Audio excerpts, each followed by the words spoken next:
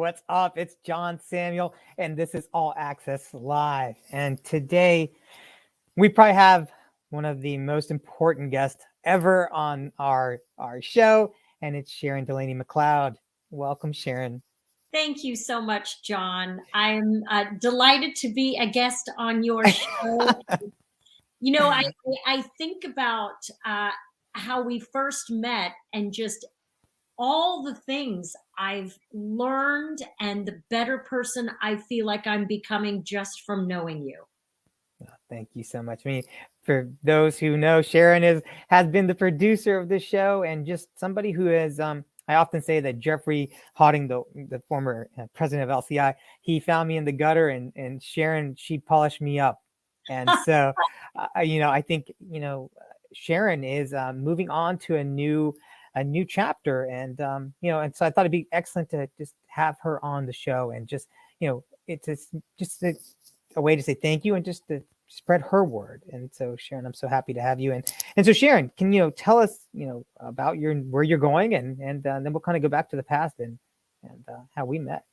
Sure. Yes, I am.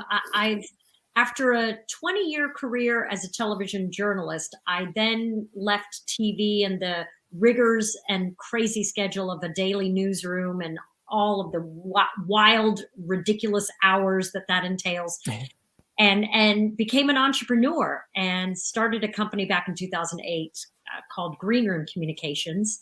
And then we grew, and our little agency of 2, then 3 turned into 11 people. And then in the end of 2016, beginning of 2017, we joined Walk West to become a larger organization. And it has been the wildest, most amazing ride to be an entrepreneur, to be a part of a fast growing organization. Even though it's still a small business, there's so many learnings. I never went to business school, but I feel like I've been the not the school of hard knocks, but the business school of learnings in real time over the last 15 years. Business school without math class, John.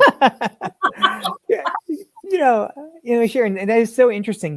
Going from newscasting to starting your own business, kind of. Did you have any hesitation or any concerns when you were making that shift, and kind of what helped you go through that? Oh my goodness. And for anyone who's out there right now trying to figure out, can you make that leap? It was a leap of faith for sure. We had no idea what we were doing as far as business acumen. Well, what Kim Holderness and I knew what we could do was help people find their voice, present in a way that created impact in their business and in their personal lives, media training, video storytelling. We knew what skill sets we had that we could share and that were special, but we were clueless on running a business. And, we remember someone early on saying, well, you have to get QuickBooks. We're like, what? QuickBooks? And, oh, Lord, I mean, that was just, we were so terrible at it at first, and the business acumen and all of that piece. But you know what? We figured it out. And I think what most entrepreneurs realize is, while you feel like you have to wear 9 or 10 different hats every day, you still can look for people who can help you. And so we did a great job of hiring fantastic accountants and bookkeepers to help us. That's part of being a good leader, is realizing what you're not good at and finding someone else who's really good at it. Surrounding yourself with smarter people, right? Yes. And so the last 15 years has been just an amazing journey of doing things I've never done before, saying yes to things I didn't know how to do, and then trying to figure it out afterwards. But the growth in all those areas of discomfort and then learning how to be comfortable in those new roles was really, it's been an incredible time. But this, we hear a lot right now about the great resignation, or whatever, the pandemic has really caused all of us to pause and think and reprioritize. And so what I've decided is that I really want to work on and do what I do really well every day, all day, rather than once in a while. And Yeah. so I've accepted a role as director of corporate communications at UNC Health, which UNC Health has been a huge part of my life for the last 20 years. Yeah. My three children were all born at UNC at Rex Hospital. And, Woo-hoo. and yes. And my daughter passed away at UNC at North Carolina Children's Hospital. I went through cancer treatment myself at UNC 5 years ago. And so it's always been a very large part of my life personally. Also on the professional side, I've been working with UNC for 15 years. Yeah. And so it really is an easy transition as far as I have a good understanding of the culture there from a patient perspective, but also from a volunteer perspective. I've been volunteering at the Cancer Center for the last 5 years.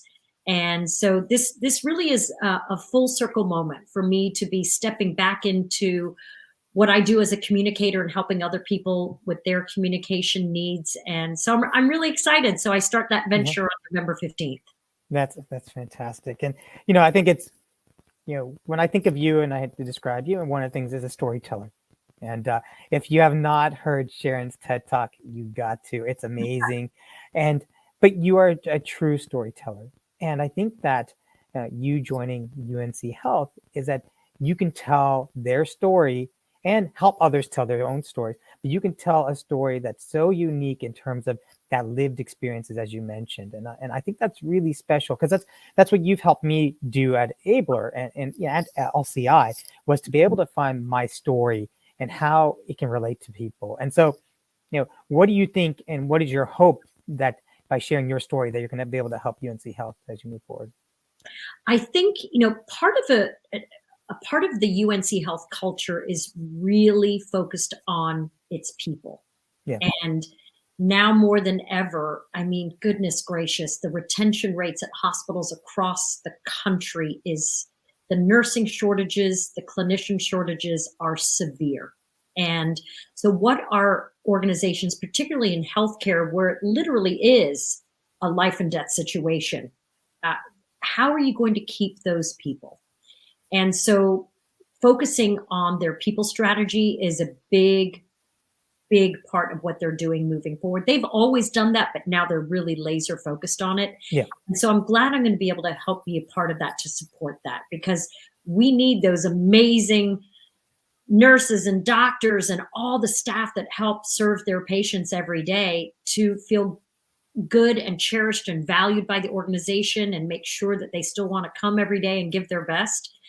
And it's essential, and that we have to do that. And that translates to every organization. I mean, John, with you leading your organization, you have an incredibly special group of people at Abler that you all do what no one else does. It's really unique.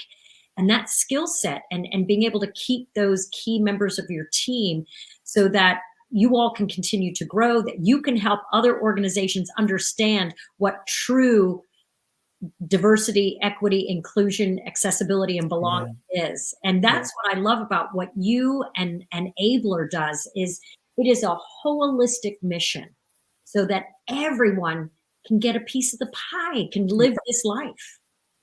Yeah, but you are a big part of that, right? You helped us. You helped build this. It's amazing how you went from not having any, that you went from not starting your first business 15 years ago to then really taking part in the building blocks of multiple organizations, including Green Room, Walk West, the diversity movement, and Abler. And so, going into an established organization, how do you think you can bring that small business startup mentality to an existing business?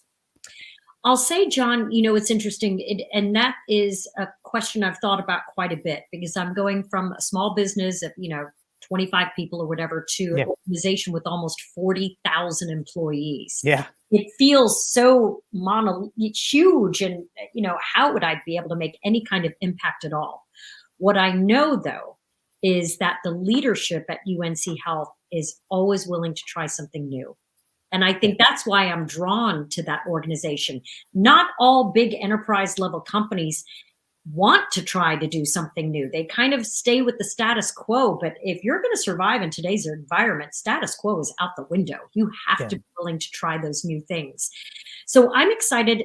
Frankly, do you know what I did? They asked for my advice on a video that is going to be created for a big presentation coming up in mid-November. And the first thing I asked was, do you have closed captioning on the video? John, you will forever influence me. And they said, what? I said, people, you are serving the citizens of North Carolina. And at least 26% of those citizens may have some kind of disability that will stop them from being able to read, listen, digest what information you're putting out there. We've got to do this correctly.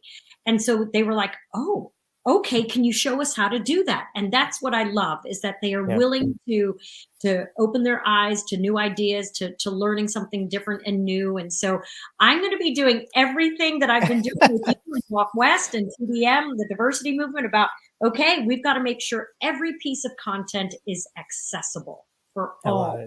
No exceptions. I love it. I love it. You are an advocate, an ally, and we're just so thankful. And it's so interesting because you and I met during Leadership Raleigh. You participated, I think, the class before me. Yeah. And then when I went through, and one of the cool things we did get an opportunity in Leadership Raleigh was to go see we got to go to all the different health providers in the area. And so it's cool that you're actually joining one of them. Because I think we had panels with all of them, with Rex and UNC Rex and UNC Health Systems, and we had what was it, Duke, and we had Wake Med. I think it's those are the three big ones. Yeah, and so Leadership Raleigh was a big. I had probably one of the best times of my time here back home was going through Leadership Raleigh. The friends that I made through the program and the people I met like you. And so how was your experience with Leadership Raleigh when you went through it? I'll tell you what.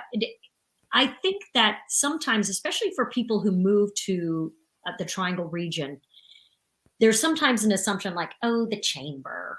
Yeah. What can I really do? I don't want to network with 22-year-olds right out of college. Well, why not? Because we need to understand everybody, multi-generational workforces. So that aside, there sometimes is a stereotypical thought process about chambers. Yeah. But the Greater Raleigh Chamber, hands down, has got to be one of the best chambers in this country.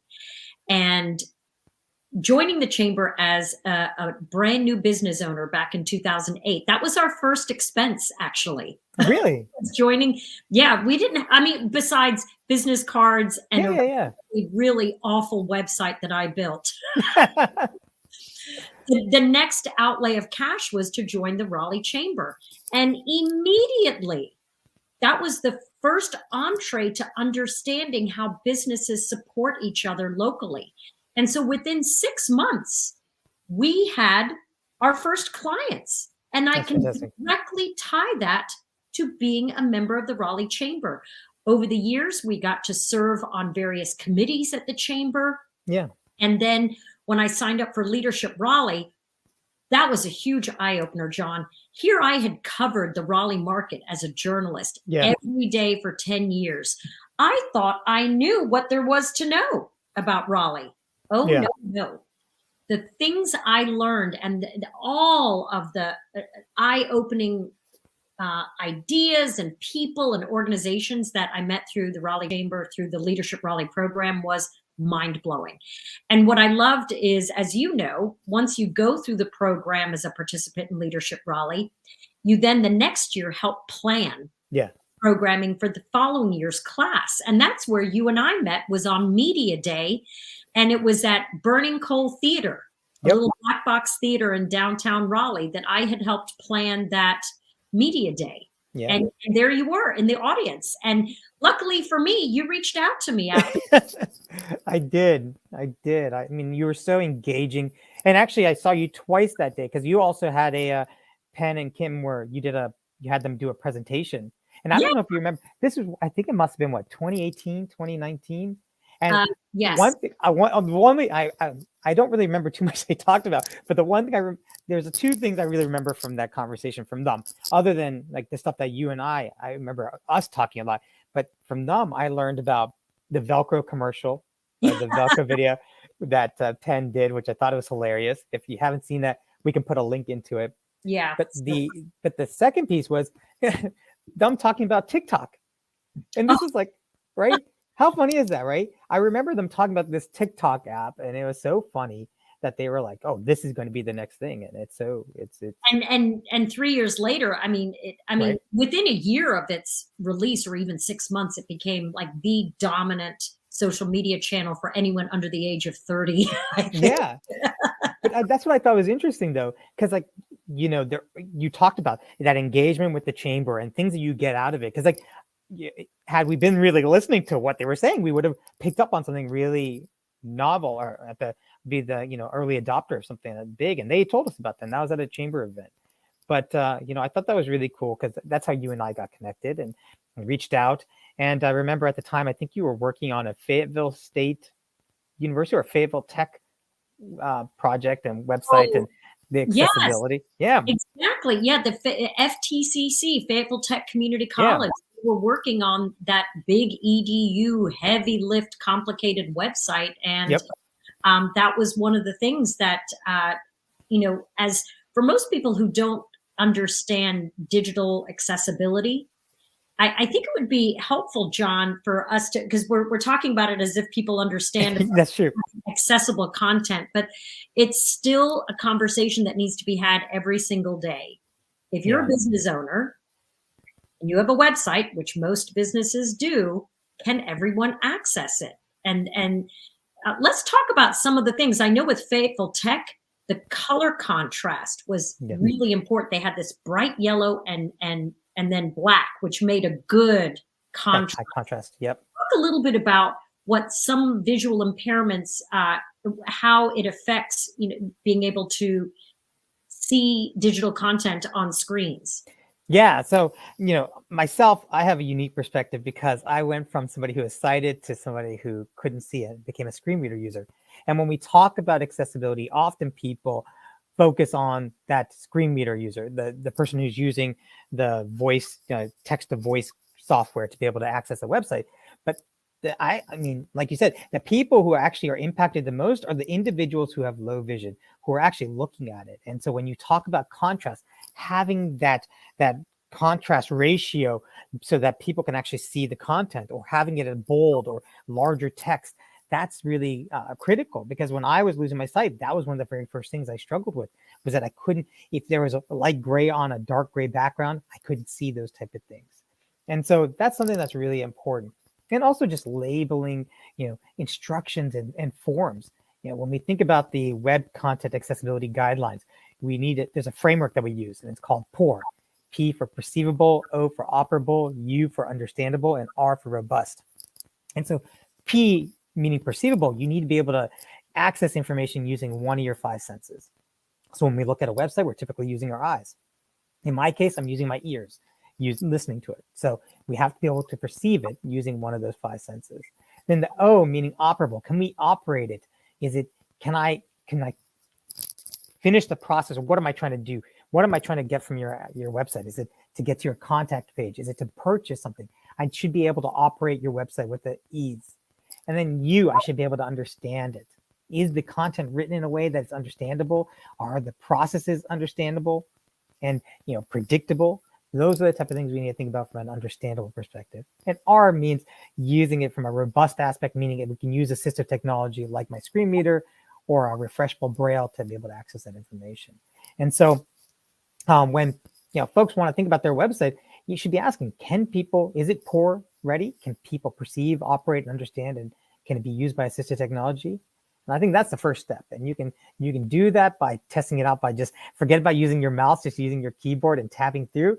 And if you can tab through and use it, that's the first good step. But if you can't, that's when I think you really need to, it's a good time to reach out to an organization like Able or others out there. And I think it's also important to point out, John, that a lot of agencies or web developers say, oh yeah, I do the accessibility check. I run it through this program, this Yeah, artificial intelligence that catches all the things. What we know is it does not catch all the that's things. correct. AI can never replace the human factor.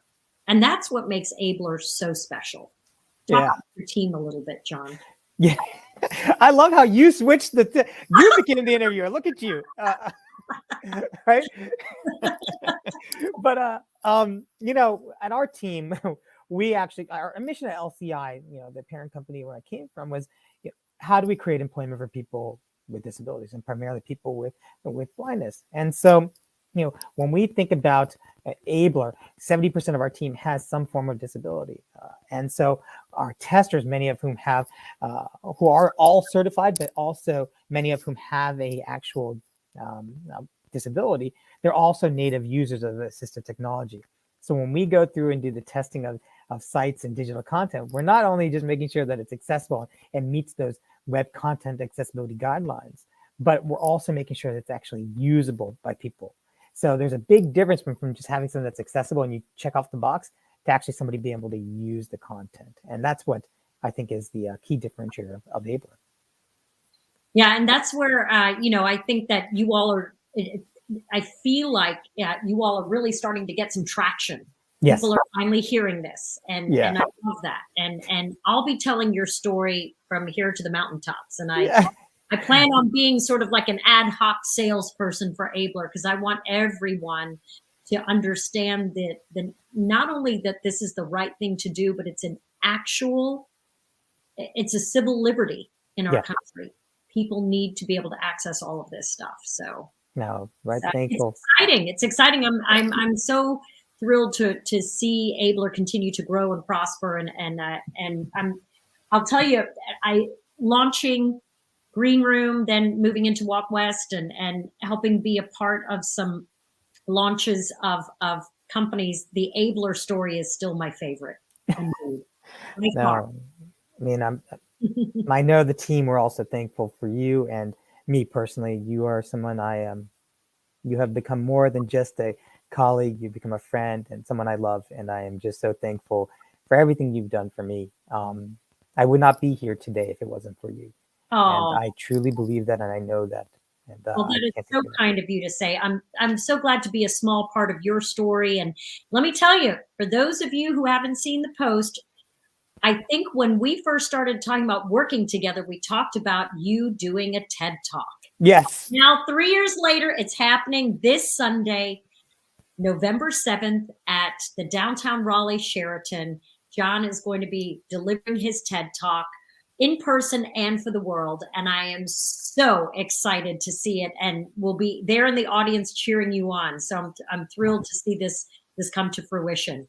Thank you. I mean, I mean that is actually like your, one of your very last things. Like you said it when we first met, and you came through with your promise, and we are here right now. And it's an honor and a privilege, something I never thought possible, but you got us here, and even with Drip My Cane 2.0, I mean, the idea, I said, coming to you and saying, to Sharon, I want to pimp my cane. And you said, no. The kids don't say pimp anymore. We're going to drip the cane. You know what we had to do? We asked a 12-year-old what exactly call it. Exactly, right? Like, my boys say that. They don't say pimp old. anymore. Hey, do you happen to have your Switch on?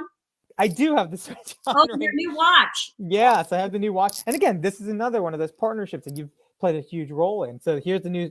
Have you seen it? Have I shown you yet? So here. No, I haven't. So it's so easy. This looks like the original, the Bradley watch. But with my two fingers, I can twist it off, pop it out. Here's the piece. Oh my gosh, so you can see that's that. And then now, I'm wearing a pair of jeans, and if you have 5 pockets, that change pocket, I finally can use it for something. So I have I can have my other the other kind of the cover, the face plate. For people who don't know what an E1 watch is, it is an incredible, beautifully universally designed timepiece that everyone can use because it's tactile. So John can tell time by touching it. And I love when we work with Daniel Lee, who works with E1, hearing the fact that, what is it, 95% of the customers are sighted. Yeah, because the cool thing about this is that it's inclusively designed. When we go back to the perceivable, it's actually designed for sighted individuals to be able to see and people who are blind to be able to touch. Yeah. And that's when we talk about universal inclusive design. Very, That's very cool. Yeah, but that's this is the new face I'm gonna put on right now. This is their first face, and it's the sunflower, and it actually looks like it has a lot of these little diamond reflections, and the way that they blasted it with like sanding and kind of buffing it up, so you can actually, it'll look like some bling bling. But wow. I'll show you how easy it is to put it back on. So I got the new face, just put it either like that, Oh my twist it God. over, back in. And it's And ready so- to go. That is There you go. And this is what I call Party Johnny right here. Is this one. So I got my Party Johnny watch out. So when I'm going out in the evening, Johnny, wear it on Friday night for I my will go. wear it on Friday night. So, no, but see, Sharon, it's these type of things. These are small, like these things that you were able to help cultivate and develop from, the TED Talk is a big thing, to the Drip My Cane, to just even the show.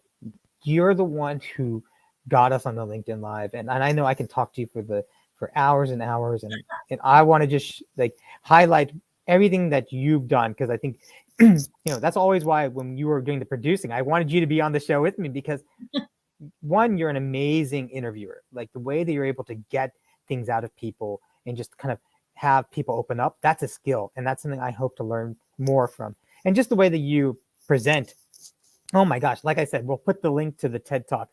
And your messaging, not just your delivery, but your messaging, the content.